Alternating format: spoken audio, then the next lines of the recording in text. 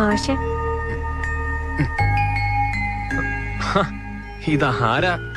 ഞാൻ ഇപ്പൊ വിചാരിച്ചതേ ഉള്ളൂ, ടീച്ചറെ മാത്രം കണ്ടില്ലല്ലോ എന്ന്. അങ്ങനെ വിചാരിക്കാൻ ഞാൻ എന്താ കൊടപ്പനക്കുന്നിലെ ദേവിയാ? ഞങ്ങൾ അന്നേ പറഞ്ഞതല്ലേ സ്കൂളിന് പുറത്തുള്ള സേവനൊന്നും വേണ്ടാന്ന്. അപ്പൊ എന്താ ഒരു വാശി, എന്താ ഒരു നെഗളിപ്പ്. കരിങ്കൽ കുഴിയുടെ ചെക്കന്മാരുടെ കയ്യിൽ നിന്ന് ചാകാതെ രക്ഷപ്പെട്ടത് വീട്ടിലിരിക്കുന്നവരുടെ ഭാഗ്യം. അതെ, ഒരുത്തിനെ കൊന്ന് പുഴയിൽ കെട്ടിത്താഴ്ത്തിയ ആളാ. സ്നേഹം കൊണ്ട് പറയാന്ന് വിചാരിക്കണ്ട. ഡിസ്ചാർജ് കിട്ടിയ വേഗം നാട് പിടിച്ചോ. തടിയുണ്ടെങ്കിൽ പുല്ല് പറിച്ചെങ്കിലും ജീവിക്കാലോ. അല്ല, ചായ കാപ്പി എന്തെങ്കിലും വേണോ? ഇവിടെ കിട്ടും, ഞാൻ വാങ്ങിക്കാം. ഒന്നും വേണ്ട ടീച്ചറെ, ഇപ്പൊ തന്നെ വയറ് നിറഞ്ഞു. 1 കിലോ ആപ്പിൾ ഓറഞ്ചൊക്കെ വാങ്ങിയതാ. എന്നിട്ട് എവിടെ? അല്ല, അതാ പറഞ്ഞ മാഷ്ക്ക് കഷ്ടകാല എടുക്കാൻ മറന്നുപോയി. അപ്പൊ കേട്ടത് ശരിയാ? എന്ത്?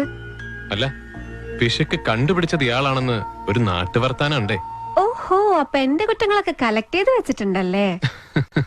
ഇതുപോലൊക്കെ ആയാലേ ജീവിക്കാൻ പറ്റും മാഷെ. പക്ഷെ പിശുക്കത്തിന്നൊരു പേര് വീണതുകൊണ്ട് ഗുണമുണ്ട്.